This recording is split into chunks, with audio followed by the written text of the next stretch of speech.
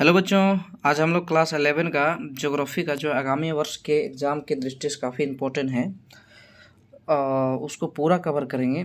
तो ये वीडियो काफ़ी लंबा होगा, तो इसको देख के ज़रूर जाइएगा, क्योंकि आपका क्वेश्चन जो रहेगा यहाँ से लगभग भिड़ने का चांस रहेगा। ठीक है, तो समय ना लेते हुए एक एक करके इस प्रश्न का उत्तर देखते हैं।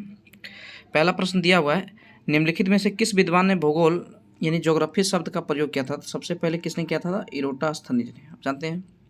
अगला क्वेश्चन है, निम्न में से किस लक्षण को भौतिक लक्षण कहा जाता है? तो भौतिक लक्षण का मतलब क्या था? जो अपने आप बनाया उसको भौतिक, जो मानव बनाया उसको मानवीय निर्मित कहते हैं। तो अपने आप इसमें क्या बना है? मैदान बना है। बंदरगाह तो आदमी बनाता है, सड़क आदमी बनाता है, जल उद्यान आदमी बनाता है, इसलिए भौतिक लक्षण कौन हुआ? मैदान। ठीक है, चलिए अगला प्रश्न देखते हैं। कहता है यहाँ पे दिया हुआ अगला प्रश्न कि निम्नलिखित में से कौन सा प्रश्न कार्य कारण से संबंध से जुड़ा हुआ है? काफ़ी इंपॉर्टेंट है, तो देख लीजिएगा इसको। कार्य कारण से कौन सा प्रश्न जुड़ा हुआ है? तो इसका सही आंसर होगा क्यों। ठीक है, आगे देखते हैं।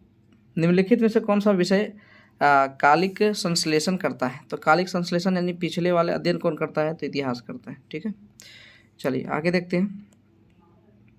आगे दिया हुआ है कि यहाँ पे दिए अगला,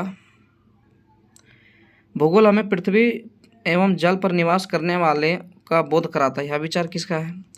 तो यह विचार जो दिया था स्टेरबो ने दिया था। ठीक है, आगे देखते हैं। पृथ्वी के वर्णन के लिए ज्योग्राफी शब्द का प्रयोग सर्वप्रथम किसने किया था? तो ज्योग्राफी शब्द का प्रयोग सबसे पहले इरोटास्थनीज ने। प्रादेशिक उपागम का प्रवर्तक निम्न में से कौन सा भूगोलवेत्ता है? तो प्रादेशिक उपागम का जो है याद रखेंगे, है ना, कार्ल रिटर। ठीक है, कार्ल रिटर याद रखेंगे। अगर पूछेगा आपको प्रादेशिक के बाद, अगर पूछेगा, है ना, कि है ना, प्रादेशिक के बाद अगर पूछे कर्मबद्ध उपागम, तो याद रखेंगे कर्मबद्ध वाला होगा हम्बोल्ट, जिसको आधुनिक भूगोल का पिता कहते हैं। इसको भी याद रखेंगे, आधुनिक भूगोल का पिता किसको कहते हैं? हम्बोल्ट को कहते हैं। ठीक है, चलिए आगे देखते हैं। भूगोल के अंतर्गत पृथ्वी तल की क्षेत्रीय विभिन्नताओं को सर्वप्रथम किस विद्वान ने सम्मिलित किया था? देखिए यहाँ जैक चेक लिखा हुआ, जो क्वेश्चन जैक लिखा हुआ यानी कि पूछा हुआ है, तो इसका सही आंसर होगा हेटनर। आगे देखते हैं। निम्नलिखित में से भौतिक भूगोल की शाखा नहीं है। भौतिक भूगोल की शाखा कौन नहीं है? तो इसका सही आंसर होगा मानव शास्त्र। आगे देखते हैं। कर्मबद्ध भूगोल जो ऊपर में हमने बताया, कर्मबद्ध पूछेगा तो हम्बोल्ट, प्रादेशिक पूछेगा तो याद रखेंगे कार्ल रिटर। ठीक है, चलिए अगला चैप्टर हम लोग हो जाते हैं। पृथ्वी की उत्पत्ति वाला दिया है क्वेश्चन, देखिए दिया अगला, निम्नलिखित में से कौन सी आयु पृथ्वी को प्रदर्शित करती है? यानी पृथ्वी की आयु कितनी? 460 करोड़, है ना। अगर पूछेगा ब्रह्मांड की आयु, तो देखिए ये है ब्रह्मांड 13.7 अरब। ब्रह्मांड पूछेगा तो 13.7 अरब, है ना। अगर चंद्रमा पूछेगा तो 4.44 अरब, ये याद रखेंगे। 4.44 अरब चंद्रमा की आयु है। ठीक है, चलिए आगे देखते हैं। निम्न में से कौन सी अवधि लंबी है? ये दिया हुआ है, इसमें सबसे लंबा अवधि किसका है? तो ईओन का। ठीक है, आगे देखते हैं। निम्न में से कौन सा तत्व वर्तमान वायुमंडल के निर्माण में शोधक में सहायक नहीं? काफ़ी इंपॉर्टेंट क्वेश्चन है, विभेदन, याद रखेंगे विभेदन, ये काफ़ी इंपॉर्टेंट क्वेश्चन है। निम्नलिखित में से भीतरी ग्रह कौन सा है? तो भीतरी ग्रह कौन सा है? इसका सही आंसर होगा सूर्य व क्षुद्र ग्रहों की पट्टी के बीच पाए जाने वाले ग्रह को भीतरी ग्रह कहते हैं। ठीक है, आगे देखते हैं। पृथ्वी पर जीवन निम्नलिखित में से लगभग कितने वर्ष पहले आरंभ हुआ? तो पृथ्वी पर जीवन जो है 3.8, काफ़ी इंपॉर्टेंट क्वेश्चन है, 3 अरब 80 करोड़ वर्ष पहले पृथ्वी पर जीवन आरंभ हुआ। ठीक है, चलिए अगला देखते हैं। क्वेश्चन दिया हुआ है कि यहाँ पे पृथ्वी की उत्पत्ति से संबंधित निहारिका परिकल्पना को किसने प्रस्तुत किया था? तो इसको याद रखेंगे, ये काफ़ी इंपॉर्टेंट क्वेश्चन है। निहारिका परिकल्पना को किया था लेप्लास ने। ठीक है, कौन सी परिकल्पना हॉयल और लिटिल-हटन द्वारा प्रस्तुत किया गया था? नोवा परिकल्पना। ठीक है, निम्न में से किस सिद्धांत से ग्रहों के आकार का सर्वोत्तम स्पष्टीकरण होता है? तो इसका सही आंसर होगा ऑप्शन नंबर बी, यानी नवतारा। ठीक है, सौरमंडल का प्रधान आकाशीय पिंड कौन है? तो सौरमंडल का जहाँ प्रधान पूछेगा सूर्य। ठीक है, चलिए अगला चैप्टर में हम लोग प्रवेश कर जाते हैं। थोड़ा सा फैक्ट्स देख लेते हैं कि यहाँ पूछा है पृथ्वी का अर्धव्यास 6370, याद रखेंगे पृथ्वी है, इसका अर्धव्यास कितना है, गहराई कितना है? तो 6370। महाद्वीपीय भूप्रपट्टी की औसत मोटाई महासागरों के 5 किलोमीटर तथा महाद्वीपों के नीचे 30 किलोमीटर होता है, ये भी पढ़ लीजिएगा आप। ठीक है। प्राथमिक लहरें ध्वनि की लहरों के समान होती है या धरातल पर सबसे पहले पहुंचती है। पूछे कौन सी लहरें पहुंचती है, तो प्राथमिक लहरें। धरातलीय लहरें पृथ्वी के आंतरिक भूभाग में प्रवेश नहीं करती, ये भी थोड़ा सा पढ़ लीजिएगा। भूकंप की भूकंप तरंग 3 प्रकार का, PSL याद रखेंगे, PSL। ठीक है, तो तीनों का चर्चा कर लेते हैं। चलिए, भूकंप की एस लहरें केवल ठोस पदार्थ से होकर गुजरती है, ये भी याद रखिएगा। सागरीय भागों और तरल के आ जाने पर विलुप्त हो जाती हैं। सबसे अगर पूछेगा आगे देखिए, भूकंप की पी लहरें ठोस और तरल दोनों में करता है गमन, है ना। स्वेस ने पृथ्वी की संरचना को 3 भागों में बांटा है। पृथ्वी की संरचना को 3 भागों में बांटा है, सियाल, सीमा, निफे। ठीक है, चलिए ये फैक्ट्स था। अगला देख लेते हैं, अगला क्वेश्चन देखिए, पहला दिया, निम्नलिखित में से कौन सा भूगर्भ की प्रत्यक्ष साधन है। तो प्रत्यक्ष साधन जिसके माध्यम से हम भूगर्भ में भूमि के अंदर, मान लीजिए भूमि थी, इसके अंदर का अगर जानकारी होगा, पाना होगा, तो प्रत्यक्ष साधन कौन था, ज्वालामुखी। जब ज्वालामुखी जब निकलेगा तो नीचे वाला, जब ज्वालामुखी ऐसे विस्फोट होगा तो नीचे वाला के बारे में जानकारी दे देगा कि यहाँ पर कौन सा तत्व है। तो प्रत्यक्ष जानकारी कौन है, ज्वालामुखी। चलिए आगे देखते हैं। डक्कन ट्रेप की सेल, काफ़ी इंपॉर्टेंट क्वेश्चन है। समूह किस प्रकार के उदागर का परिणाम है, तो प्रवाह। ठीक है, याद रखिएगा। निम्न में से कौन सा स्थल मंडल को वर्णित करता है, तो स्थल मंडल को कौन सा वर्णित करता है, वो परपट्टी व ऊपरी मंडल। ठीक है। निम्न में से भूकंप तरंगे चट्टानों में संकुचन व फैलाव लाती है, तो कौन सी तरंग 3 होता है, PSL। तो कौन सा चट्टानों में संकुचन और फैलाव लाता है, तो इसका सही आंसर होगा P तरंगे। ठीक है, चलिए आगे देखते हैं। यहाँ पे दिया हुआ है, पृथ्वी की आंतरिक परत निफे के निर्माण में किन तत्वों की प्रधानता है, तो निफे के निर्माण में किन तत्वों की प्रधानता है, तो इसका सही आंसर होगा निकिल व लोहा। ठीक है। अगर पूछेगा पृथ्वी के जो आंतरिक करोड़ है ना, वो जानते हैं पृथ्वी के अंदरूनी भाग को 3 भागों में बांटा जाता है, ऊपर पट्टी, ऊपर में नीचे वाला मेंटल, और नीचे वाला जो करोड़ में सबसे ज़्यादा क्या आता है, लोहा और निकेल। ठीक है, ये भी याद रखेंगे। संपूर्ण पृथ्वी का घनत्व कितना है, पूरा पृथ्वी का घनत्व पूछा है कितना है, 5.5। ठीक है। पृथ्वी में किस गहराई पर तापमान बढ़ने से ठोस तरल पदार्थ तरल अवस्था में आ जाता है, तो है ना, कितना गहराई पर होता है, तो इसका सही आंसर होगा ऑप्शन नंबर बी, 50 किलोमीटर। ठीक है, आगे देखते हैं। पृथ्वी की किस परत में विशाल चट्टानें पाई जाती हैं, तो किस परत में विशाल चट्टानें पाई जाती है, तो सीमा में, याद रखेंगे। भूकरोड़ का घनत्व कितना है, भूकरोड़ का घनत्व कितना है, तो ऑप्शन नंबर 11 से 17। निम्न में से पृथ्वी के किस भाग में घनत्व सर्वाधिक है, तो कौन भाग में, तो जानते हैं पृथ्वी का 3 ही भाग है, तो इसमें सबसे ज़्यादा घनत्व किस में है, तो इसका सही आंसर होगा ऑप्शन नंबर डी, आंतरिक करोड़। क्यों, क्योंकि आंतरिक में लोहा और निकल पाया जाता है, इस कारण से यहाँ का घनत्व क्या है, सर्वाधिक। चलिए आगे देखते हैं। अगला प्रश्न दिया हुआ है, निम्न में से किसने सर्वप्रथम यूरोप, अफ्रीका व अमेरिका के साथ साथ स्थित होने की संभावना को व्यक्त किया है, तो व्यक्त किसने किया, तो याद रखेंगे अब्राहम आर्टेलियस। ठीक है, आगे देखते हैं। पोलर फ्लेमिंग बल निम्नलिखित में से किससे संबंधित, काफ़ी इंपॉर्टेंट क्वेश्चन है। पोलर फ्लेमिंग बल किससे संबंधित है, याद रखिएगा पृथ्वी के घूर्णन से, काफ़ी इंपॉर्टेंट है। ठीक है, चलिए आगे देखते हैं। निम्न में से इनमें से कौन सी लघु प्लेट नहीं, यानी छोटी प्लेट नहीं है, तो इनमें से छोटी प्लेट कौन नहीं है, तो इसका सही आंसर होगा आर्कटिका, है ना। आगे देखते हैं। सागरीय धरातल विस्तार सिद्धांत की व्याख्या करते हुए हेस के निम्न में से किस अवधारणा को विचार नहीं किया गया, तो किस विचार को नहीं किया गया, तो इसका सही आंसर होगा विभिन्न महाद्वीपों में जीवाश्म का वितरण। ठीक है। हिमालय पर्वत के साथ भारतीय प्लेट की सीमा किस तरह की प्लेट सीमा है, तो याद रखेंगे, काफ़ी इंपॉर्टेंट है, महाद्वीपीय अभिसरण। ठीक है, चलिए अगला हम लोग देख लेते हैं। ये अगला इसी का है, तो देखिए महाद्वीपीय विस्थापन, काफ़ी इंपॉर्टेंट क्वेश्चन है। सिद्धांत के प्रतिपादक अल्फ्रेड वेगनर, है ना, याद रखेंगे। प्लेट विवर्तनिक सिद्धांत किसने दिया, तो इनमें से सभी ने दिया, ये भी काफ़ी इंपॉर्टेंट क्वेश्चन। ठीक है, प्लेट विवर्तनिक। ऑस्ट्रेलिया आर्कटिका से कब अलग हुआ, यानी किस युग में अलग हुआ, तो किस युग में अलग हुआ, तो याद रखेंगे इसका सही आंसर होगा इयोसिन काल में, है ना। जुरासिक काल क्या है, थोड़ा सा इसके बारे में बता देते हैं कि जब पृथ्वी पर डायनासोर रहा करता था, तो इस समय को जुरासिक का युग कहा जाता है। डायनासोर, याद रखेंगे, डायनासोर जब रहता था पृथ्वी पर, तब इस समय क्या कहता था, जुरासिक काल। ठीक है, चलिए अगला चैप्टर हम लोग घुस जाते हैं, थोड़ा सा इसका फैक्ट दे देते हैं। ज्वालामुखी 3 प्रकार के, सक्रिय, प्रसुप्त, विलुप्त। सक्रिय का मतलब है जहाँ बार बार ज्वालामुखी आते रहता है उसको सक्रिय। प्रसुप्त का मतलब है जहाँ एक बार निकला कुछ दिन के बाद फिर निकलेगा, यानी कुछ वर्षों के बाद निकलेगा, उसको प्रसुप्त। विलुप्त का मतलब होता है कि एक बार निकलेगा फिर कभी नहीं निकलेगा, उसको विलुप्त कहते हैं। ठीक है, इसको देख लीजिएगा। ठीक है, चलिए अगला हम लोग चैप्टर अगला क्वेश्चन करते हैं कवर। थोड़ा इसको देख लीजिएगा, इसको देख लीजिएगा। यहाँ से तीसरा क्वेश्चन इंपॉर्टेंट है, इसको देख लीजिएगा। ठीक है, ढक्कन ट्रैप की सेल किस प्रकार के उदागर का परिणाम है? शील्ड है। ठीक है, निम्न में से कौन सी सक्रिय ज्वालामुखी? स्ट्रोम्बोलिया है। थोड़ा सा वीडियो आगे कवर हो गया था इसलिए रंग गया है। चलिए, रिंग ऑफ फायर किसको कहते हैं? प्रशांत महासागर देखिए कहता है। कौन सा अग्नि वलय है? तो रिंग ऑफ फायर, यानी प्रशांत महासागर। ठीक है, चलिए यहाँ से देखते हैं। चलिए आगे देखते हैं, किस देश में भूकंप से उत्पन्न विनाशकारी समुद्री तरंग को सुनामी कहते हैं? तो भूकंप से जो उत्पन्न विनाशकारी तरंग है उसको सुनामी किस देश में कहा गया? तो इसका सही आंसर होगा जापान में, जहाँ टी सुनामी कहा जाता है। अग्निवृत्त किसे कहा जाता है? तो इसका सही आंसर होगा परिप्रशांत महासागर पट्टी को। विश्व का सबसे ऊंचा सक्रिय ज्वालामुखी कौन सा है? तो याद रखेंगे, काफ़ी इंपॉर्टेंट भी है, अंटोफाला। ठीक है, ज्वालामुखी का ऊपरी भाग जहाँ से लावा निकलता है उसको क्या कहते हैं? तो जहाँ से लावा जहाँ से निकलता है तो उसको याद रखेंगे, उसको कहते हैं क्रेटर। ज्वालामुखी के मुख, जैसे मान लीजिए ये धरातल, तो इसके मुख से जब ज्वालामुखी निकलता है तो इसको क्या कहते हैं? क्रेटर कहते हैं, याद रखेंगे। चलिए आगे देखते हैं, निम्नलिखित में से सबसे अधिक ज्वालामुखी मिलते हैं?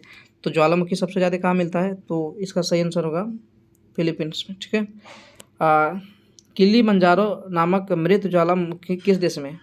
याद रखेंगे, ये ऑप्शन नंबर तंजानिया। ठीक है, माउंट एटना सक्रिय ज्वालामुखी निम्नलिखित में से किस द्वीप पे है? तो याद रखेंगे, इसका सही आंसर होगा सिसिली द्वीप। ठीक है, विश्व के किस भाग में प्राय भूकंप आते रहते हैं? तो सबसे ज़्यादा भूकंप कहाँ आता है? तो इसका सही आंसर होगा पूर्वी एशिया में। ठीक है, पूर्वी एशिया जहाँ जापान है। भूतल पर सबसे अधिक घातक लहरें जो होती है, घातक लहरें जो पूछेगा तो याद रखेंगे एल लहरें। ठीक है, भूकंप मापी यंत्र को क्या कहते हैं? भूकंप मापने वाला यंत्र को क्या कहते हैं? सिस्मोग्राफी, याद रखेंगे। धरातल पर स्थित वह बिंदु जहाँ सर्वप्रथम भूकंप अनुभव किया जाता है उसको क्या कहते हैं? तो उसको कहते हैं अभिकेंद्र। उसको क्या कहते हैं, है ना? अधिकेंद्र होगा, अभिकेंद्र नहीं, अधिकेंद्र। ठीक है, चलिए थोड़ा सा यहाँ देख लीजिएगा, फैक्ट है। अग्नेय शब्द लैटिन भाषा के इग्निस शब्द से बना, जिसका अर्थ होता है अग्नि। ठीक है, मैग्मा और लावा के ठंडा होने पर अग्नि चट्टान बनता है, याद रखेंगे। अग्नि चट्टानों में परतें नहीं होती है। धरातल पर पाई जाने वाली अधिकांश चट्टान जो होती है, जमीन पर जो अधिकांश चट्टान पाई जाती है उसको अवसादी चट्टान कहते हैं, याद रखेंगे। कैंत्रिक चट्टानों दाब और आयतन तथा तापमान के परिवर्तन से निर्मित होता है, ये भी याद रखेंगे। कैंत्रिक चट्टान कैसे बनता है? एक वर्ग की चट्टाने के दूसरे वर्ग की चट्टानों में बदलने की प्रक्रिया को शैली चक्र कहते हैं। ठीक है, याद रखेंगे इसको। चलिए अगला चैप्टर हम लोग घुस आते हैं। निम्न में से कौन सा ग्रेनाइट के 2 प्रमुख घटक है? तो ग्रेनाइट के 2 प्रमुख घटक है सिलिका और एल्युमिनियम, याद रखेंगे। निम्न में से कौन सा कायांत्रिक सेलों का प्रमुख लक्षण है?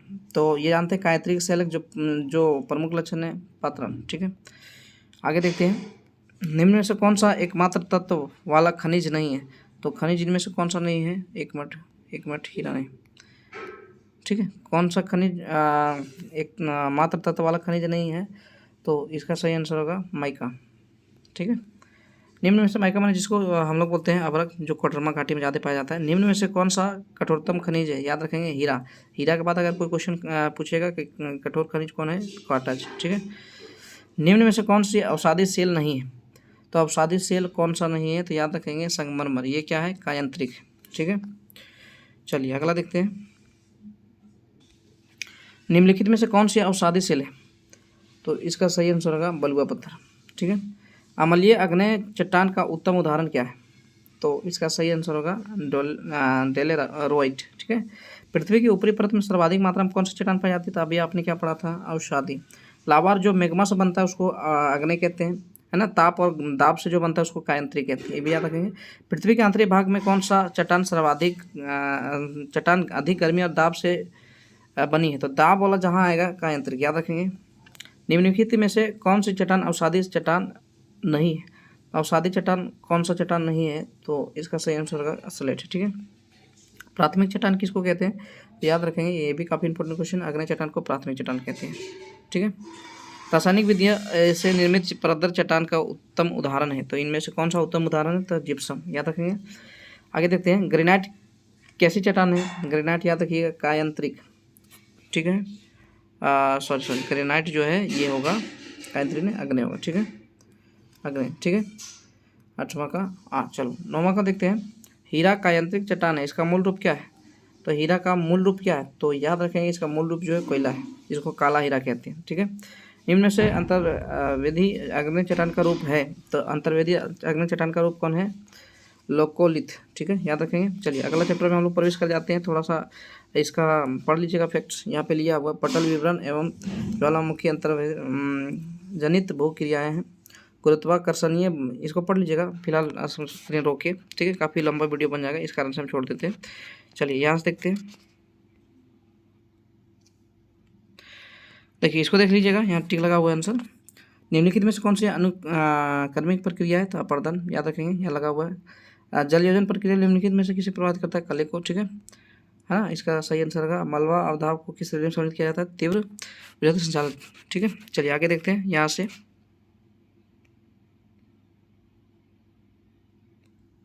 देखिए दिया है चट्टानों का टूटकर अपने स्थान पे पड़े रहना क्या कहलाता है? अपक्षय, याद रखेंगे। चट्टानों का टूटना क्या कहलाता है? अपक्षय। लोहे में जंग लगना क्या कहलाता है? क्या कहलाता है? तो याद रखेंगे लोहे में जंग किस कारण से लगता है? तो याद रखेंगे ऑक्सीकरण, ठीक है। अपक्षय का प्रमुख अभिकर्ता कौन है? अपक्षय का प्रमुख अभिकर्ता कौन है? किस कारण से अपक्षय होता है? याद रखेंगे ताप बढ़ेगा तो चट्टान ऑटोमेटिक क्या होता है? टूट जाता है। चलिए अगला चैप्टर हम लोग देख लेते हैं, इसको पढ़ लीजिएगा, ठीक है। ये भी आपके लिए काफ़ी इंपॉर्टेंट है, इस फैक्ट्स को आप पढ़ लीजिएगा वीडियो को रोक के, ठीक है। चलिए आगे यहाँ देखते हैं। चलिए देखते हैं स्थल रूप विकास की किस अवस्था में अधोमुख कटाव प्रमुख होता है? तो इसका सही आंसर होगा तरुण अवस्था में, ठीक है। एक गहरी घाटी जिसकी विशेषता सीढ़ी नुमा खड़े ढाल होता है किस नाम से जानी जाती है? तो गहरी घाटी जो होता है उसको क्या कहते हैं? उसको कहते हैं कैनियन, ठीक है। चलिए आगे देखते हैं। निम्नलिखित में से किस प्रदेश में रासायनिक अपक्षय प्रक्रिया आंतरिक अपक्षय प्रक्रिया की अपेक्षा अधिक शक्तिशाली होती है? तो याद रखेंगे चुनाव प्रदेश में, ठीक है ना, ठीक है। आगे देखते हैं। निम्न में से कौन सा व्यक्त लेपित शब्द को प्रभावित करता है? लेपित शब्द को कौन सा प्रभावित करता है? तो परिभाषित करता है ये क्वेश्चन, तो याद रखेंगे अनियमित धरातल जिसके तीखे कटाव या वह काच होता है। गहरे लंबे व विस्तृत गर्त बेसिन, गर्त मतलब क्या होता है? गड्ढा, ठीक है, जिसके शीर्ष दीवार खड़े होते हैं, खड़े ढाल वाले व किनारे खड़े व अवतलन होते हैं, उन्हें क्या कहते हैं? ये भी काफ़ी इंपॉर्टेंट क्वेश्चन है, इसको देख लीजिएगा, उसको सर्क कहते हैं, ठीक है। चलिए अगला में हम लोग प्रवेश कर जाते हैं। दिया हुआ है निम्नलिखित में से किस आकृति का संबंध नदी के कार्यों से नहीं है? तो इसका सही आंसर होगा बरखान, ठीक है। जलोढ़ शंकुओं का निर्माण नदी के किस अवस्था में होती है? तो जलोढ़ शंकुओं का निर्माण जो होता है वो नदी के किस अवस्था में होता है? प्रौढ़ावस्था, ठीक है। हिमोड किसके द्वारा निक्षेपित किए जाते हैं? तो हिमोड जो होता है वो हिमनद द्वारा होता है, ठीक है। निम्न में से कौन पवन अपर्दन द्वारा नहीं बनता है? तो पवन अपर्दन द्वारा कौन नहीं बनता है? तो याद रखेंगे बलुका स्तूप, ठीक है। यू आकृति की घाटी कहाँ बनती है? हमेशा याद रखेंगे, जिसको गोर्ज कहा जाता है, तो वो हिमालय क्षेत्र में बनती है, ठीक है। फ्योर्ड निम्न में से कहाँ नहीं पाए जाते हैं? तो इसका सही आंसर होगा, याद रखेंगे, ऑप्शन नंबर बी, चिली में, ठीक है। आगे देखते हैं। हिमालय अपर्दन से निर्मित स्थलाकृति है, तो कौन सा स्थलाकृति? याद रखेंगे नूनाटक, ठीक है। भूमिगत जल के अपर्दन से कौन सी आकृति बनती है? तो इसका सही आंसर होगा काल, ठीक है। कास्ट प्रदेशों की भूमिगत कंदरा की छत पर बनने वाली आकृति है ना, क्या कहते हैं? स्टेलेटाइट, ठीक है ना। मतलब आप थोड़ा सा देख लीजिएगा इसको, क्योंकि हम जल्दी बना रहे हैं वीडियो, क्योंकि काफ़ी लंबा जाएगा, ठीक है। और इसको देखने के बाद आपका यहाँ से छूटने का कोई चांस नहीं रहेगा, इसलिए इसको दोबारा एक बार 2 बार जितना हो सके उतना देख के जाइएगा, ठीक है। चलिए आगे देखते हैं। दसवां क्वेश्चन दिया हुआ है, थोड़ा सा यहाँ मिटा हुआ हम पढ़ देते हैं। 10वां दिया है घोल रंध्र का निर्माण निम्न में से किस प्रक्रम द्वारा होता है? तो घोल रंध्र का निर्माण जो होता है वो याद रखेंगे भूमिगत जल। नदियों द्वारा किस मिट्टी का निर्माण हुआ है? तो याद रखेंगे नदियों द्वारा जो मिट्टी होता है वो जलोढ़ मिट्टी, ठीक है। हिमनद द्वारा निर्मित मिट्टी का नाम क्या है? तो हिमनद द्वारा जो मिट्टी होता है उसको जो हिमालय द्वारा जब हिमालय बहता है तो कौन सा मिट्टी बनाता है? तो इसका सही आंसर होगा, याद रखेंगे हिमोड, ठीक है। आगे इनमें से कौन सी हिम्मत के कार्य से संबंधित है? तो इसका सही आंसर होगा सर्क। ठीक है। बरखान का निर्माण निम्नलिखित में से किससे संबंधित है?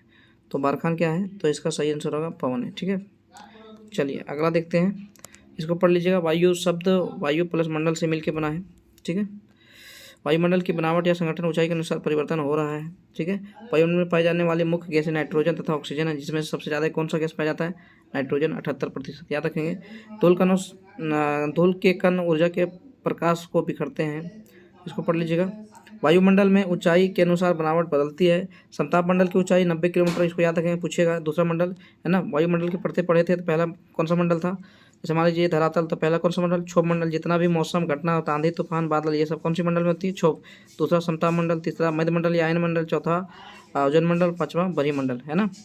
क्षोभ मंडल वायुमंडल की सबसे निचला परत है, जानते हैं, अभी बताएं। क्षोभ मंडल जो वायुमंडल की सबसे निचला परत है। ओजोन मंडल समताप मंडल के ऊपर है, तो जानते हैं। ओजोन मंडल अभी बताएं, ये समताप, इसके ऊपर ओजोन है, ओजोन। ठीक है। आयन मंडल ऊपर वाला है। तनाव, तापमान, वायु दाब, पवन आर्द्रता एवं वर्षा जलवायु के प्रमुख कारक है। ठीक है। इसको चलिए अब यहाँ से क्वेश्चन देखते हैं। चलिए आगे दिया, निम्नलिखित में से कौन सी गैस वायुमंडल में सर्वाधिक मात्रा मौजूद है? जानते हैं, अभी पढ़ा है, नाइट्रोजन। वह वायुमंडलीय परत जो मानव जीवन के लिए महत्वपूर्ण है, तो याद रखेंगे क्षोभ मंडल, क्योंकि जितना भी मौसम का घटना रहेगा, आंधी पानी तूफान, ये सब आएगा क्षोभ मंडल, जो मनुष्य के लिए लाभदायक। समुद्री नमक, पराग, राख, धुएं की कालिमा, महीन मिट्टी संबंधित है, तो किससे संबंधित है? तो इसका सही आंसर होगा धूलकण से। ठीक है। निम्नलिखित में से कितनी ऊंचाई पर ऑक्सीजन की मात्रा नगण्य हो जाती है, यानी कम हो जाती है? तो कितना ऊंचाई पर ऑक्सीजन की मात्रा कम हो जाती है? काफ़ी इंपॉर्टेंट, 120।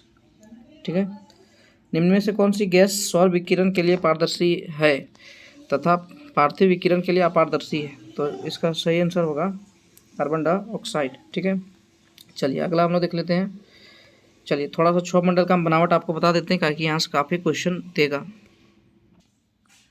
चलिए अगला टॉपिक देखते हैं। वायुमंडल की ऊपरी परत है, थोड़ा सा हम आपको समझा देते हैं। जैसे जहाँ हम लोग रहते हैं वहाँ धरातल है, यानी भूपर पट्टी।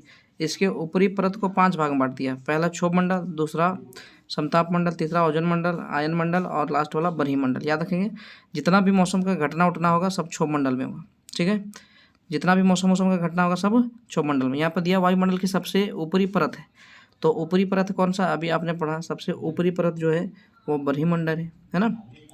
वायुमंडल की सबसे निचला परत क्षोभ मंडल, अभी आपको बताया यहाँ पे, ये कौन सा मंडल है? क्षोभ मंडल। ठीक है। आगे देखते हैं, वायुमंडल में सर्वाधिक कौन सी गैस पाया जाता है? तो जानते हैं, नाइट्रोजन 78%। आगे ब्रह्मांड विकिरण का परिलक्षण किस मंडल में किया जाता है? तो याद रखेंगे, इसको किया जाता है आयन मंडल में। आगे देखते हैं, अधिकांश मौसम की घटना, तो जितना भी मौसम का घटना घटता है कौन सा मंडल? क्षोभ मंडल। आगे देखते हैं, वायुमंडल की अल्पकालीन दशाओं को कहा जाता है, तो क्या कहा जाता है? तो इनमें से सभी कहा जाता है। अल्पकालीन नहीं, अल्पकालीन का मतलब होता है कम समय के, तो इसका सही आंसर क्या होगा? मौसम कभी भी बदलेगा, तुरंत बदलेगा। जैसे कभी पानी आ जाएगा, कभी धूप आ जाएगा, तो तुरंत बदलने वाला कौन है? मौसम। पृथ्वी के धरातल का तापमान सबसे अधिक प्रभावित होता है, तो किसके कारण होता है? जमीन का गर्मी जो होता है किसके कारण प्रभावित होता है? तो अक्षांश के कारण, ऊंचाई कारण, सागर से दूरी कारण, इनमें से सभी। आगे देखते हैं, वायुमंडल का सर्वाधिक विस्तार कहाँ हुआ? तो याद रखेंगे, वायुमंडल का सर्वाधिक विस्तार आयन मंडल में। ठीक है। आगे देखते हैं, निम्नलिखित में से कौन सी गैस जीवन के लिए महत्वपूर्ण है? तो ऑक्सीजन, है ना। हमारे जीवन के लिए सबसे महत्वपूर्ण कौन है? ऑक्सीजन। चलिए अगला देखते हैं। देखिए कहता है, निम्न में से किस अक्षांश पर 21 जून की दोपहर सूर्य की किरणें सीधे पड़ती, किस अक्षांश पे? तो याद रखेंगे कौन सी अक्षांश? तो इसका सही आंसर होगा 23 डिग्री 5 मिनट उत्तरी अक्षांश। ठीक है। निम्न में से किस शहर में दिन ज़्यादा लंबा होता है? कौन शहर में ज़्यादा दिन लंबा होता है? तो इसका सही आंसर होगा ऑप्शन नंबर सी है, चंडीगढ़ में। ठीक है। निम्नलिखित में से किस प्रक्रिया द्वारा वायुमंडल मुख्यतः गर्म होता है? तो गर्म किसके कारण होता है? याद रखेंगे, वायुमंडल हमारा जो गर्म हो रहा है, अभी भी हो रहा है, वो लंबी तरंग दैर्ध्य वाले स्थलीय विकिरण से। ठीक है। निम्न पदों में से उचित विवरण के साथ मिलाइए। इसको कोई दिक्कत नहीं, इसको पढ़ें भैया ना पढ़ें कोई दिक्कत नहीं। ठीक है। अगला देखते हैं, इसको भी छोड़ दीजिए। चलिए आगे से हम लोग देखते हैं, यहाँ से क्वेश्चन काफ़ी आता है। ठीक है। चलिए, पृथ्वी पर आने वाली ऊर्जा को क्या कहते हैं? तो पृथ्वी पर जो ऊर्जा आती है उसको कहते हैं सूर्य अभिताप। ठीक है। सर्वाधिक सूर्यवादी ताप कहाँ होता है, यानी गर्मी कहाँ होता है? जानते हैं, विषुवत रेखा, जिसको भूमध्य रेखा कहते हैं। ठीक है। आगे देखते हैं, किसी स्थान विशेष के औसत तापमान तथा उसके अक्षांशीय तापमान के औसत मध्य के अंतर को क्या कहा जाता है? तो इसका सही आंसर होगा तापक्रमीय विसंगति, ठीक है। उच्च वायुमंडलीय तापमान को विलंबता के प्रमुख कारण क्या है? तो उच्च वायुमंडल जो है, इसका सही आंसर क्या होगा? Option number B, ozone gas की उपस्थिति। सर्वाधिक तापमान कब अंकित किया जाता है? काफ़ी इंपॉर्टेंट क्वेश्चन है, 12 बजे, है ना। गर्मी ज़्यादा कब होता है? 12 बजे। निम्नलिखित में से कहाँ दिन और रात सबसे बड़ा होता है? तो जानते हैं इसका आंसर, आप जानते हैं अभी होंगे, ध्रुव पे होता है, ठीक है। ध्रुव मैंने 2 ध्रुव होता है, जानते हैं, नॉर्थ ध्रुव और एक साउथ ध्रुव, ठीक है। चलिए आगे देखते हैं यहाँ से। यदि किसी धरातल का वायुदाब 1000 मिलीबार है तो धरातल से 1 किलोमीटर की ऊंचाई पर कितना दाब होगा? ये भी पढ़ लीजिएगा, काफ़ी इंपॉर्टेंट है। तो इसका सही आंसर होगा 900 मिलीबार, ठीक है। चलिए आगे देखते हैं। उष्ण कटिबंधीय अभिसरण क्षेत्र प्राय कहाँ होता है? तो किस रेखा पर? तो यहाँ पे दिया हुआ है, तो इसका सही आंसर होगा भूमध्य रेखा के निकट, है ना।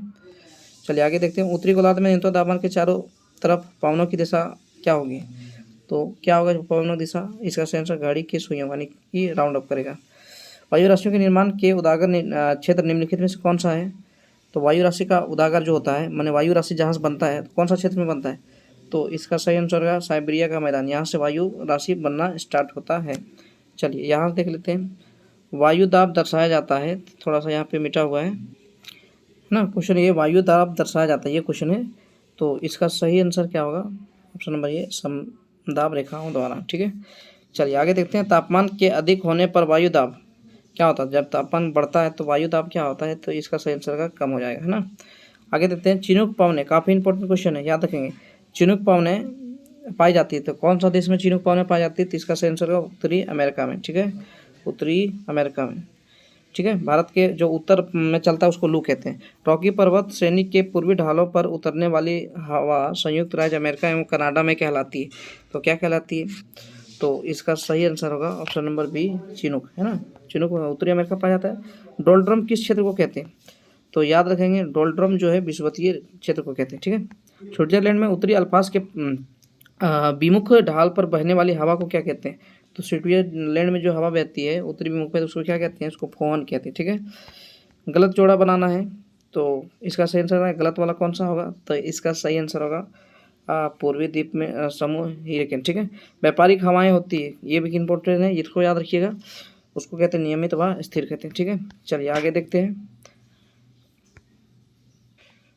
देखिए दिया हुआ है, मानव के लिए वायुमंडल का सबसे महत्वपूर्ण घटक निम्नलिखित में से कौन सा? सबसे महत्वपूर्ण घटक कौन सा? ऑक्सीजन। चलिए आगे देखते हैं।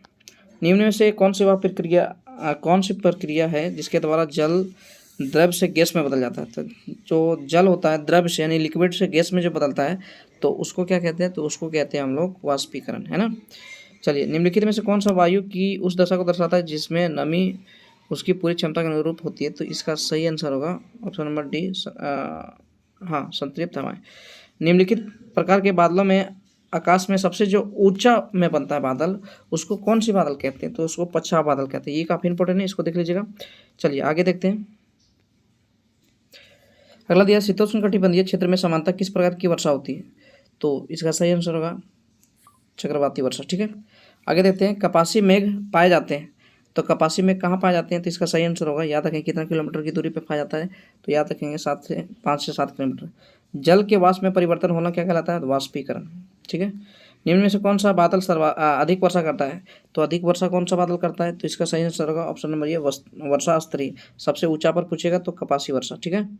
चलिए भूमध्य सागरीय वर्षा पेटी स्थित है, तो इसका सही आंसर 30 से 45 डिग्री अक्षांश पे। चलिए अगला चैप्टर हम लोग पढ़ लेते हैं, इसको पढ़ लीजिएगा। देखिए यहाँ दिया है, पृथ्वी के 71% पे पानी है और 29% स्थल है। स्थलखंड की भांति महासागरीय तल विषय जटिल, इसको पढ़ लीजिएगा, ठीक है। एक बार हम इसको अंडरलाइन कर देते हैं, पढ़ लीजिएगा, है ना। समय निकाल के थोड़ा सा पढ़ लीजिएगा, थोड़ा सा पढ़ना है तो ये, ठीक है। चलिए यहाँ से हम लोग कुछ आते हैं। चलिए देखते हैं। उस तत्व की पहचान कीजिए जो जलीय चक्र का भाग नहीं है। तो जलीय चक्र का भाग नहीं कौन नहीं है? जल योजन, ठीक है। आगे देखते हैं। महाद्वीपीय ढाल की औसत गहराई निम्नलिखित में से कितने बीच होती है? तो इसका सही आंसर होगा 200 से 2000। निम्नलिखित में से कौन सी लघु उच्चावत आकृति महासागरों में नहीं पाई जाती है?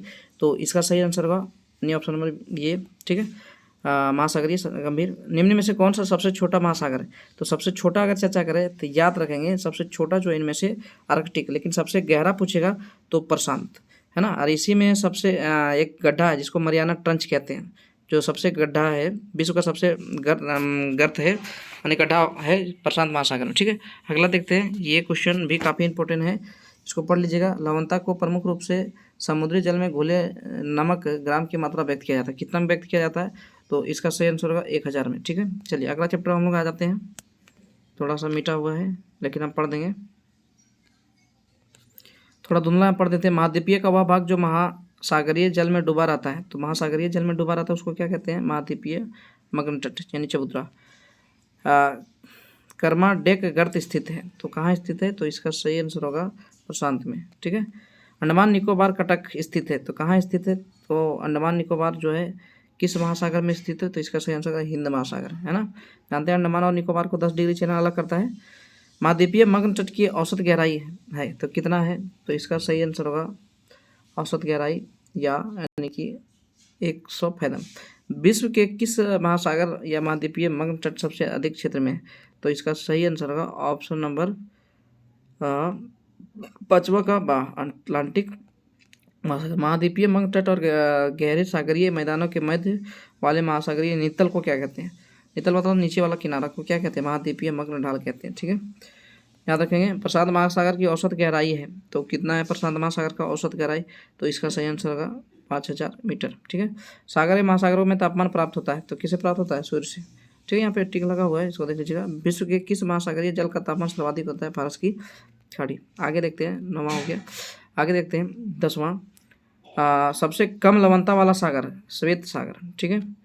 सर्वाधिक लवणता वाले सागर स्थित हैं, तो स्थित कहाँ है, तो इसका सही आंसर होगा 7 नंबर 20 डिग्री से ये, ठीक है। आगे देखते हैं, निम्नलिखित में से किस समुद्र में लवणता सर्वाधिक है, तो कौन सा समुद्र में सबसे ज़्यादा नमकीन है, लाल सागर, ठीक है। याद रखेंगे। सर्वाधिक निम्नलिखित में से लवणता मिलती है, तो कहाँ मिलती है, कौन सा, तो यह मृत सागर में। निम्न में से किस में सर्वाधिक लवणता मिलती है, ये निम्नलिखित में से कौन सा सबसे छोटा महासागर, तो आपने पढ़ा आर्कटिक, सबसे बड़ा पूछे प्रशांत महासागर। चलिए अगला चैप्टर हम लोग घुस जाते हैं। चलिए देखिए, यहाँ दिया हुआ है महासागरीय जल के ऊपर व नीचे की गति से संबंधित है, तो ऊपर और नीचे से की गति से कौन संबंधित है, ज्वार। जैसे ऊपर हुआ नीचे आया, ऊपर हुआ नीचे आया, महासागर का जल, तो ऊपर उठा उसको ज्वार, नीचे आया उसको भाटा, याद रखेंगे, ठीक है। और जो बह रहा है उसको धाराएं कहते हैं। वृहद ज्वार आने का कारण है, तो बड़ा ज्वार कब आता है, तो काफ़ी इंपॉर्टेंट है, याद रखेंगे। सूर्य व चंद्रमा की पृथ्वी की दिशा में गुरुत्वाकर्षण, ये होगा। पृथ्वी और चंद्रमा की न्यूनतम दूरी कब होती है, तो किस समय होती है, तो इसका सही आंसर होगा, याद रखेंगे, उपभोग के समय, ठीक है। आगे देखते हैं, पृथ्वी उपसौर की स्थिति कब होती है, तो याद रखेंगे इसका सही आंसर होगा आज जनवरी में होती है, ठीक है। चलिए अगला हम लोग देखते हैं, अगला देखते हैं। चलिए दिया है, क्यूरोसिवो धारा प्रवाहित होती है, क्यूरोसिवो धारा कहाँ प्रवाहित है, याद रखेंगे प्रशांत महासागर में, ठीक है। आगे देखते हैं, सारगेसो सागर स्थिति, काफ़ी इंपॉर्टेंट, याद रखेंगे। सारगेसो सागर कहाँ स्थित है, याद रखेंगे अटलांटिक महासागर के मध्य में, ठीक है। निम्नलिखित में से यहाँ पे दिया हुआ है, अगला दिया, निम्नलिखित में से कौन सी धारा अटलांटिक महासागर में नहीं बहती, तो कौन सी धारा नहीं बहती, तो इसका सही आंसर होगा ऑप्शन नंबर 7 हम्बोल्ट धारा, ठीक है। आगे देखिए, निम्नलिखित में से कौन सी गर्म जलधारा है, तो गर्म जलधारा जो है इसमें से याद रखेंगे अगुलहास की धारा, ठीक है। अल नीनो धारा प्रकट होती है, काफ़ी इंपॉर्टेंट है। अल नीनो धारा कहाँ प्रकट होती है, तो याद रखेंगे पेरू के तट पे, ठीक है। सागरों में ज्वार भाटा आने का क्या कारण है, तो याद रखेंगे सागरों में, ये भी काफ़ी इंपॉर्टेंट, इसको पढ़ लीजिएगा। सूर्य व चंद्रमा के गुरुत्वाकर्षण के कारण। लघु ज्वार के समय पृथ्वी की स्थिति कैसी होती है, तो इसका सही आंसर होगा ऑप्शन नंबर ये यानी समकोणीय, ठीक है। चलिए आगे देखते हैं, दिया हुआ निम्नलिखित में से कौन सा जैव मंडल में सम्मिलित है, तो याद रखेंगे सभी जैव और अजैव, ठीक है। उष्णकटिबंधीय घास के मैदान में निम्नलिखित में से किस नाम से जाना जाता है, याद रखेंगे सवाना। उष्णकटिबंधीय में घास का मैदान सवाना। चट्टानों में पाए जाने वाले लोहांश के ऑक्सीजन के साथ मिलकर क्या बनाएगा, तो याद रखेंगे आयरन ऑक्साइड, ठीक है। आगे देखते हैं, प्रकाश संश्लेषण की प्रक्रिया के द्वारा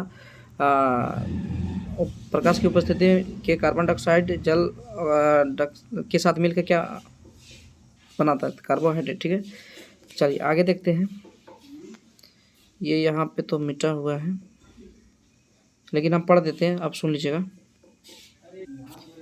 दिया पारिस्थितिकी शब्द के लिए इकोलॉजी शब्द का प्रयोग सर्वप्रथम किसने किया था, इकोलॉजी शब्द का प्रयोग सबसे पहले किसने किया था, याद रखेंगे अर्नेस्ट हैकेल, ठीक है। यहाँ लिखा है, एक मिनट अर्नेस्ट हैकेल, ठीक है, याद रखेंगे। वन पारिस्थितिकी निम्नलिखित में से किस प्रकार के पारिस्थितिकी तंत्र का उदाहरण है? तो इसका सही आंसर होगा ऑप्शन नंबर ये प्रोड। ठीक है, थोड़ा सा हम पढ़ देते समझिएगा, थोड़ा सा धुंधला आया है। घास तथा बदलती भूमियों की परिस्थिति तंत्र किस प्रकार के तंत्र का उदाहरण है? तो इसका सही आंसर होगा अपराड। ठीक है, स्थल मंडल, जल मंडल और वायुमंडल जहाँ मिलते हैं उसको क्या कहते हैं? तीनों जहाँ मिलेगा उसको क्या कहते हैं? उसको कहते हैं, याद रखेंगे, जीवमंडल। ठीक है, पारिस्थितिकी के संदर्भ में आवास है, तो आवास क्या है? तो इसका सही आंसर होगा, याद रखेंगे, 7 नंबर, पर्यावरण, भौतिक, रासायनिक क्रिया। ठीक है, बायोम एक ऐसा पारिस्थितिकी तंत्र जो रखता है, तो क्या रखता है बायोम? तो याद रखेंगे, इसका सही आंसर होगा इनमें से सभी। ठीक है, जैव भू रासायनिक चक्र सम्मिलित है, तो किसमें सम्मिलित है? तो इसका सही आंसर होगा इनमें से सभी। वायुमंडल में नाइट्रोजन प्राप्ति में योगदान रहता है, तो किसका योगदान रहता है? तो याद रखेंगे इनमें से सभी का। ठीक है, चलिए अगला चैप्टर हम लोग घुस जाते हैं। ठीक है, जैव विविधता का संरक्षण निम्न में से किसके लिए महत्वपूर्ण है? यहाँ पे लगा हुआ टिक सभी जीवधारियों के लिए, इसको पढ़ लेंगे। यहाँ पे टिक लगा हुआ है, निम्नलिखित में से असुर प्रजातियाँ कौन सी है?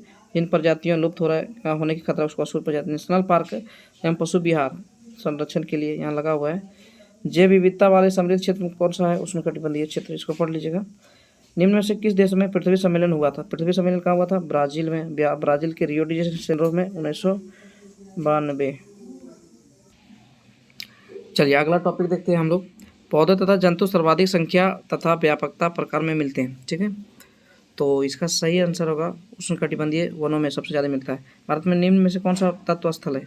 तत्व स्थल कौन सा है? तो याद रखेंगे पश्चिमी घाट। ठीक है, विश्व में अनेक जंगली जीव जंतु अनेक कारणों से समाप्त हो रहे हैं, इसमें सर्वाधिक महत्वपूर्ण कारक कौन सा है?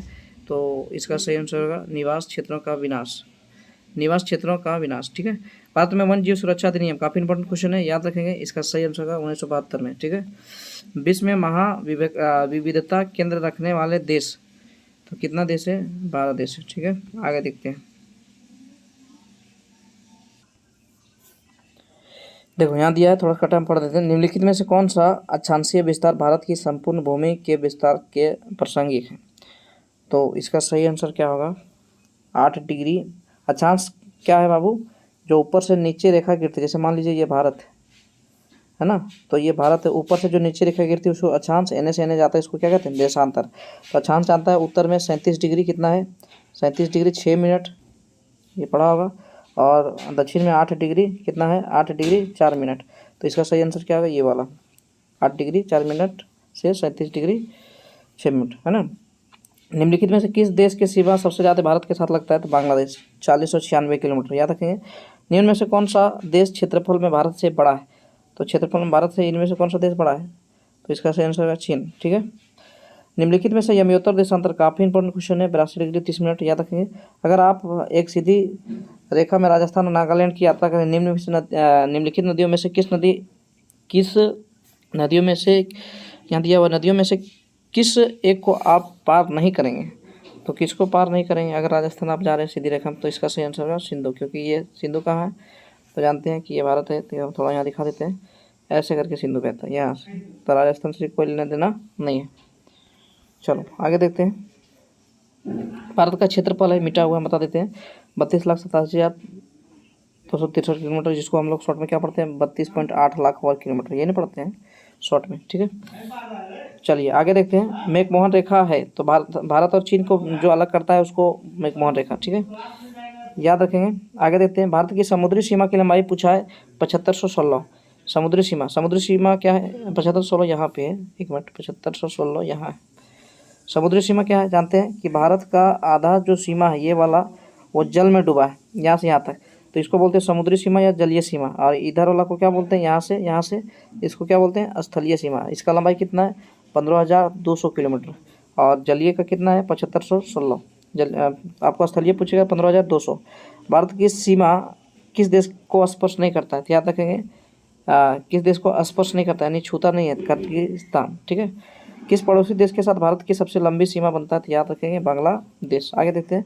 सिंधु को इंडस लोग कहते हैं, तो कौन लोग सिंधु को इंडस कहता है? तो इसका सही आंसर होगा यूनानी और रोमवासी, है ना। सिंधु को इंडस भी कहते हैं, इंग्लिश में इंडस। चलिए अगला देखते हैं। दिया भू वैज्ञानिक ऐतिहासिक दृष्टि सबसे प्राचीन पर्वत जो है अरावली की पर्वत, जो राजस्थान में। ठीक है ना, निम्नलिखित में से कौन सा नवीन पर्वत श्रृंखला है? तो नवीन पर्वत श्रृंखला जो इनमें से हिमालय, सॉरी हिमालय में ही, कश्मीर हिमालय में ही करेवा पाया जाता है। पूछेगा करेवा आकृति कहाँ पाया जाता है? करेवा कश्मीर हिमालय में, ठीक है। निम्नलिखित में से कौन सी श्रेणी ट्रांस हिमालय में सम्मिलित नहीं है? ट्रांस हिमालय में कौन सम्मिलित नहीं है? तो इसका सही आंसर होगा शिवालिक, बोरघाटी शिवालिक, ठीक है। नीलगिरी तथा अन्नामलाई पहाड़ियों के बीच की दर्रा को क्या कहते हैं? अन्नामलाई पहाड़ी के बीच की दर्रा को कहा जाता है शिवालिक। हो, एक मिनट, इसका सही आंसर है पालघाट, ठीक है, यहाँ नीचे लग गया। निम्नलिखित हिमालय के पाद प्रदेश के रूप में किसे जाना जाता है? पाद प्रदेश के रूप में किसको जाना जाता है? तो इसका सही आंसर होगा शिवालिक को। रांची, हजारीबाग तथा गया जिले के पठार के अंतर्गत आता है, तो याद रखेंगे छोटा नागपुर। एक मिनट, इसका सही आंसर होगा ऑप्शन नंबर ए, मालवा का पठार, ठीक है। हिमालय की उत्पत्ति से पूर्व यहाँ क्या था? तो पहले यहाँ पे तैतीस सागर हुआ करता था, जो हिमालय के टकराने से हिमालय का निर्माण हुआ था। तैतीस सागर से टकराने हिमालय का निर्माण हुआ था। निम्नलिखित में कौन सी चोटी भारत में अवस्थित नहीं है? तो कौन सा चोटी भारत में स्थित नहीं है? तो इसका सही आंसर होगा माउंट एवरेस्ट। क्यों? क्योंकि ये नेपाल में है ना। चलिए अगला देखते हैं। निम्नलिखित में से कौन सी नदी बंगाल का शौक? काफ़ी इंपॉर्टेंट क्वेश्चन जो बतले जाएंगे, याद रखेंगे। बंगाल का शौक दामोदर, अगर बिहार का शौक पूछेगा तो कोसी, यहाँ लिख देते हैं। बिहार का अगर शौक पूछे आपसे तो कोसी, यहाँ लिख देते हैं बिहार, ठीक है। इसको समझ आइएगा, बिहार का शौक किसको कहते हैं? कोसी को। चलिए आगे हम लोग देखते हैं। कहते हैं निम्नलिखित में से किस नदी श्रेणी द्रोणी भारत की सबसे लंबी है? तो सबसे लंबी कौन इसमें से? गंगा, 2525 किलोमीटर है। गंगा की कितनी लंबाई? 2525 किलोमीटर। आगे देखते हैं। याद दिया निम्नलिखित में से कौन सी नदी पंच नद में शामिल नहीं है? तो पंच नद में जो शामिल नहीं है उस नदी का नाम है सिंधु, ठीक है। निम्नलिखित में से कौन सी नदी भ्रंश घाटी? काफ़ी इंपॉर्टेंट क्वेश्चन है। दो ही नदी भ्रंश घाटी से बनता है, एक नर्मदा एक ताप्ती। भ्रंश घाटी किसको बोलते हैं? दो पहाड़ों के बीच से जो नदियाँ बहती है, जैसे मान लीजिए यहाँ नदी बह रही है और यहाँ पहाड़ है, तो इसको भ्रंश घाटी कहते हैं। और नर्मदा और ताप्ती भारत में है ना, दो पहाड़ों के बीच से जो नदियाँ बहती है वो भ्रंश घाटी में आती है। चलिए पांचवा जो है इसका सही आंसर होगा निम्नलिखित में से कौन सा अलकनंदा भागीरथी का संगम है? तो कहाँ मिलता है ये दोनों? देवप्रयाग में मिलता है। संगम मतलब क्या आता है? मिलन, ठीक है। धुआंधार प्रपात है ना, धुआंधार प्रपात किस नदी पर है? तो इसका सही आंसर होगा, याद रखेंगे, नर्मदा, ठीक है। आगे देखते हैं। मिटा हुआ है थोड़ा सा, ये दिख नहीं रहा है फिलहाल, हम पढ़ देते हैं। तिब्बत में ब्रह्मपुत्र को देखिए यहाँ पे दिया हुआ है। दूसरा प्रश्न जो दिया हुआ है हम पढ़ देते हैं, ध्यान से सुनिएगा। दूसरा प्रश्न दिया हुआ है शिव समुद्रम प्रपात किस नदी पर स्थित है? तो इसका सही आंसर होगा, शिव समुद्रम के बारे में पूछा है, कावेरी पे। तीसरा क्वेश्चन, तिब्बत में ब्रह्मपुत्र को किस नाम से जाना जाता है? तीसरा प्रश्न है ना, तो तिब्बत में सांगपो कहा जाता है ना, सांगपो। चंबल नदी कौन अफवाह बनाती है? ये चौथा क्वेश्चन है। तो इसका सही आंसर होगा इसका सही आंसर क्या होगा? अध्यारोपित। प्रायद्वीप नदियों का मुख्य जल विभाजक है, तो प्रायद्वीप नदियों का मुख्य जल विभाजक कौन है? तो इसका सही आंसर होगा, याद रखेंगे, ऑप्शन नंबर बी, पश्चिमी घाट। प्रायद्वीप जानते हैं, आपको बता देते हैं छठ में थोड़ा सा। निम्नलिखित में से कौन सी पश्चिमी दिशा में बहने वाली नदियाँ हैं? तो यहाँ 4 नदी दिया है, तो इनमें से जो पश्चिम दिशा में जो नदियाँ बहती है वो होगा नर्मदा, है ना। थोड़ा सा यहाँ पे हम आपको समझा देते हैं। मान लीजिएगा ये भारत है ना, ये भारत है, तो भारत के इधर जो है बंगाल का खाड़ी ये वाला, और इधर जो साइड है अरब सागर। तो इधर इसको जानते हैं मैप में पूर्व कहते हैं यानी ईस्ट, इसको वेस्ट कहते हैं पश्चिम। तो इधर नर्मदा ताप्ती बहता है, ध्यान रखिएगा। इधर याद रखेंगे गोदावरी, कावेरी, कृष्णा सब बंगाल की खाड़ी में। गंगा याद रखेंगे, सिंधु, ये क्या बोलते हैं इसको, तिब्बत वाला जो नदियाँ हैं, यानी कि सांगपो जिसको ब्रह्मपुत्र कहते हैं, और यहाँ से ऐसे करके गिरता है वो सिंधु, ठीक है, याद रखेंगे। चलिए आगे देखते हैं। भारत की जलवायु है, तो भारत की जलवायु कैसन है? उष्ण मानसूनी है, ठीक है। दिसंबर में सर्वाधिक सूर्य प्रकाश होता है, तो कौन देश में होता है? यहाँ पे कौन सा जगह होता है यहाँ पे? इसका सही आंसर याद रखिएगा, इसका सही आंसर होगा, याद रखेंगे, 7 नंबर कन्याकुमारी में, ठीक है। आगे देखेंगे। सर्दी के दिन में अगर पूछे सबसे ज़्यादा पहले पानी कहाँ गिरता है, तो याद रखेंगे तमिलनाडु में, ठीक है, तटीय वर्षा। उत्तर यहाँ दिया निम्नलिखित में से कौन सा स्थल सबसे कम वर्षा प्राप्त करता है? सबसे ज़्यादा कम वर्षा स्थल जो राजस्थान में प्राप्त होता है, तो राजस्थान का भी यहाँ जिला दिया है, तो कौन सा जिला याद रखेंगे? इसका सही आंसर होगा लेह। ओहो, राजस्थान में, लद्दाख में, ठीक है। उत्तर भारत में शीतकालीन वर्षा को क्या कहते हैं? तो शीतकालीन जो उत्तर भारत में जो वर्षा होती है उसको क्या कहते हैं? तो इसका सही आंसर होगा चक्रवात कहते हैं। उत्तरी पूर्वी मानसून से सबसे अधिक वर्षा प्राप्त करने वाला राज्य जो है याद रखेंगे तमिलनाडु। ठीक है, आगे देखते हैं हम लोग। भारत में सर्वाधिक वर्षा किस माह में होती है? तो सबसे ज़्यादा जो पानी गिरता है भारत में याद रखेंगे जुलाई महीना में। भारत में पूछेगा मानसून का आगमन कब होता है? जून में। मानसून शब्द मूलतः किस भाषा का शब्द है? तो याद रखेंगे अरबी के मौसी शब्द से बना है ना। उत्तरी भारत में ग्रीष्मकालीन में तेज गति से चलने वाली गर्म हवा, तो याद रखेंगे इसको लू कहते हैं। काफ़ी इंपॉर्टेंट क्वेश्चन है, भी आइए। भारत कृषि अधिकतर निर्भर होता है, तो जानते हैं भारतीय कृषि जो है अधिकतर निर्भर है, वो याद रखेंगे मानसून पे, है ना। निम्नलिखित में से कौन सा स्थान भारत में सबसे ठंडा है? तो याद रखेंगे द्रास। निम्नलिखित में से कौन सा स्थानीय सर्वाधिक वर्षा प्राप्त करता है? तो सबसे ज़्यादा वर्षा प्राप्त करता है मौसिन राम। सबसे ज़्यादा पानी विश्व में यहीं पे गिरता है पानी, है ना, मौसिन राम। ठीक है, आगे देखते हैं। निम्न में से किस राज्य में सर्दी के दिन में बाढ़ आता है? याद रखें सर्दी के दिन में एक ही राज्य में गिरता है पानी, तमिलनाडु। चलिए एक चैप्टर और हम लोग देख लेते हैं। चंदन वन किस प्रकार का वन का उदाहरण? याद रखेंगे पर्णपाती। ये काफ़ी इंपॉर्टेंट क्वेश्चन है। प्रोजेक्ट टाइगर निम्नलिखित में से किस उद्देश्य के लिए शुरू किया? बाघ को बचाने के लिए प्रोजेक्ट टाइगर, है ना, अभियान चालू किया गया था बाघों को शिकार से बचाने के लिए। अगला देखते हैं, यहाँ पे दिया हुआ है कि नंदा देवी जीव मंडल निम्नलिखित में किस प्रांत में? उत्तराखंड में। ठीक है, निम्नलिखित में से किसे जीव मंडल निकाय IUCN द्वारा मान्यता प्राप्त है? तो इसका सही आंसर होगा 4। ठीक है, वन नीति के अनुसार भारत वर्तमान में निम्नलिखित में कितना प्रतिशत ज़्यादा वन होना नहीं चाहिए? ये क्वेश्चन दिया हुआ है, तो इसका सही आंसर होगा 33%। ठीक है, चलिए अगला चैप्टर देख लेते हैं। थोड़ा सा एक चैप्टर और बचा हुआ है, यहाँ देख लेते हैं। ये तो मिट गया है, यहाँ देख लेते हैं। ठीक है, देवदार वृक्ष प्रमुख रूप से मिलते हैं, तो देवदार का वृक्ष जो है सबसे ज़्यादा कहाँ मिलता है? पश्चिमी हिमालय में। याद रखेंगे। आर्थिक दृष्टि से सबसे महत्वपूर्ण वन है, तो कौन सा वन महत्वपूर्ण है? तो इसका सही आंसर होगा, याद रखेंगे, पश्चिमी उष्णकटिबंधीय पर्णपाती वन। ठीक है, भारत की का राष्ट्रीय पशु है, तो राष्ट्रीय पशु कौन है? बाघ। आगे है दाचीगामा राष्ट्रीय उद्यान है, तो कहाँ पे स्थित है? याद रखेंगे जम्मू कश्मीर में। निम्नलिखित राष्ट्रीय वन तथा उसके राज्य से संबंधित गलत जोड़ बनाना है आपको, तो इसका सही आंसर होगा 8वां का ऑप्शन नंबर बांदीपुर। ये हिमाचल प्रदेश में नहीं है। ठीक है, भारत वन में ये क्वेश्चन क्या था? इसका सही आंसर 33% से ज़्यादा भारत में वन नहीं होना चाहिए। चलिए मृदा में आ जाते हैं। सबसे ज़्यादा उपजाऊ और